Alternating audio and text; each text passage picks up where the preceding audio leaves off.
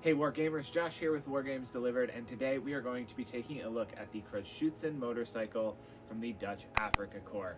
Thank you so much for joining us. Make sure you check us out on the web at www.wargamesdelivered.com. Link in the description below so you can get your hands on any of the minis and paints that I used in today's video.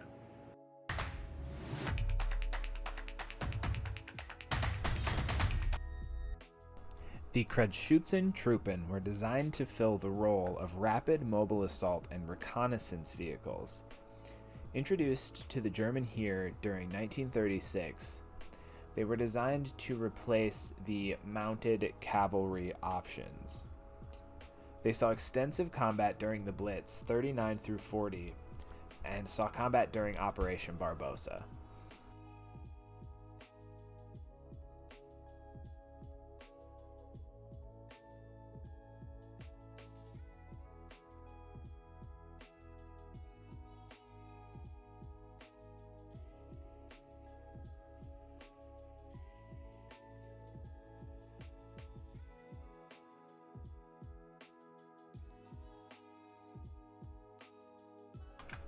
So we are going to come through with a set of metal nippers to each of the major parts here and cut off any of the flash, mold lines, sprue gates.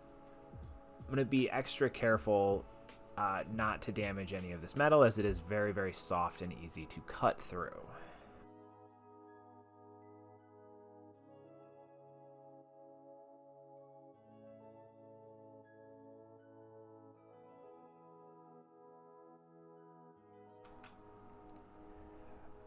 There were, in fact, several different motorcycles that filled this position for the German army throughout the course of World War II. A couple notable examples would be the BMW R12, used primarily in the early war. There would be the DKW NZ350. That one was used primarily by solo dispatchers. And then there was the motorcycle that we actually see on display here, the BMW R75. That was the most populous of the motorcycles throughout the Kruijschutzens. It was available with and without a sidecar. It is renowned by collectors to this day for its racing and competitive pedigree.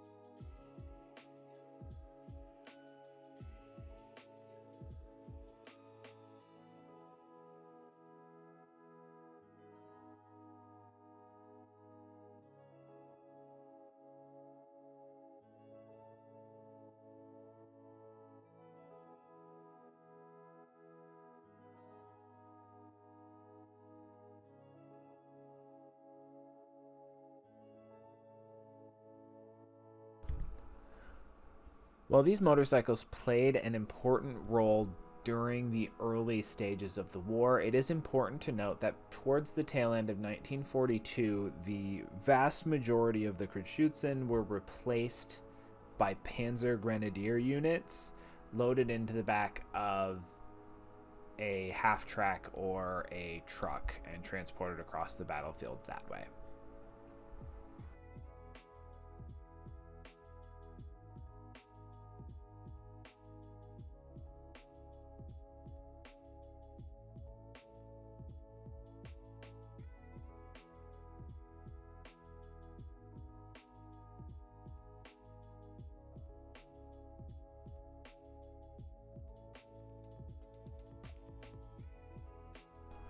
Once I was satisfied with the status of my model and all of the mold lines and flash had been removed, I went ahead and threw them over to my priming station, where I locked them into some alligator clips and got them shot with some Army Painter matte black primer.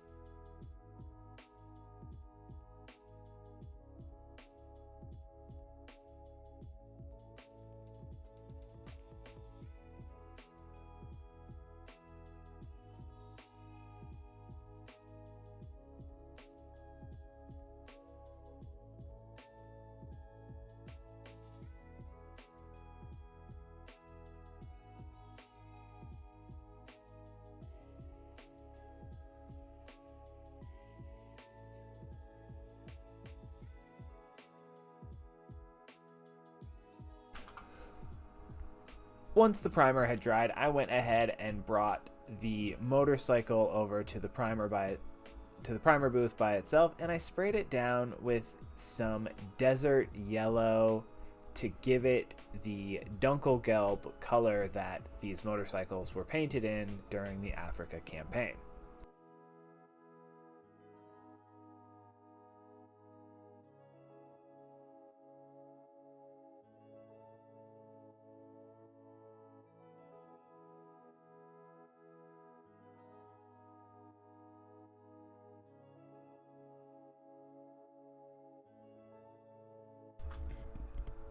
Once I finished up with Desert Yellow, I went ahead and switched over to Field Gray for the uniform and hat of the driver.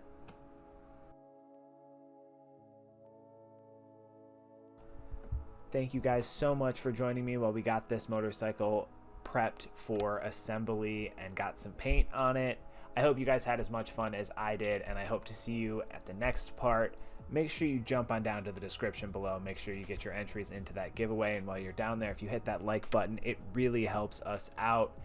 Here is a sneak peek of the finished motorcycle when we're done.